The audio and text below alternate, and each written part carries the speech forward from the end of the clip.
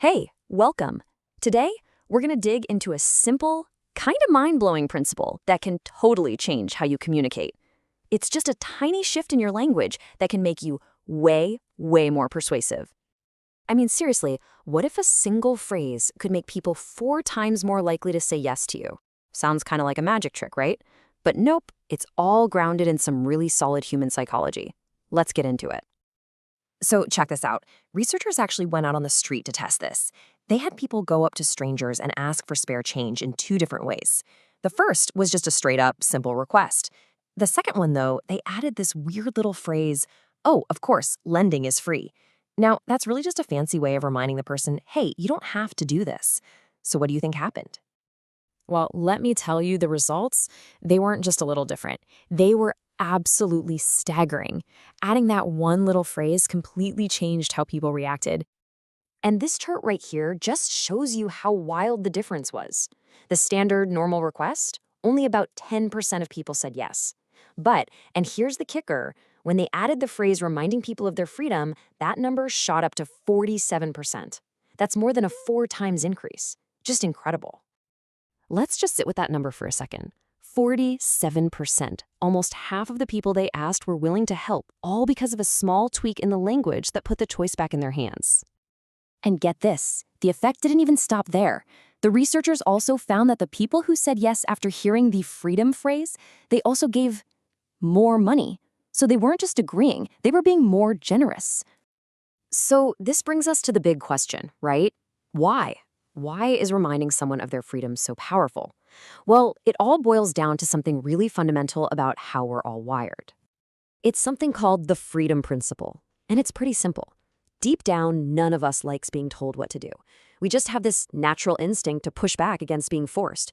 But on the flip side, when we feel like a decision is genuinely ours, that we made it ourselves, we don't just go along with it. We actually jump in and engage. So here's the real magic. That little phrase changes the entire experience for the person listening. Suddenly, the request isn't some demand being pushed on them. No, it becomes a choice that they are making all on their own. It totally shifts the dynamic from pressure to partnership. It all comes down to this idea of autonomy. By saying out loud that the choice is theirs, you basically lower their defenses. You're not trying to back them into a corner, you're handing them the power. And when people feel empowered, they are so much more likely to cooperate with you. Okay, so the psychology is super interesting, but you know what the best part is? It's how incredibly easy this is to use in your own life. Let's walk through a couple of real-world examples.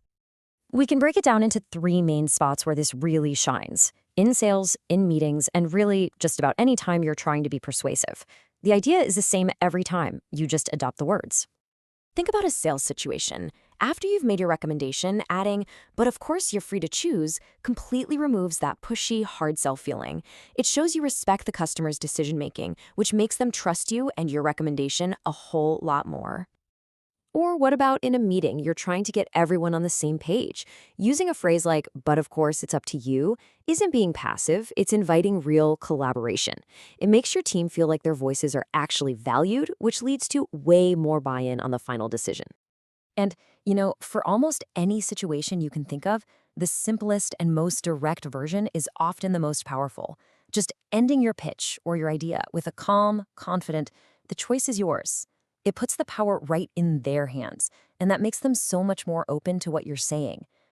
All right, so as we start to land the plane here, let's boil all of this down to the core message, because this really is a different way to think about what influence is.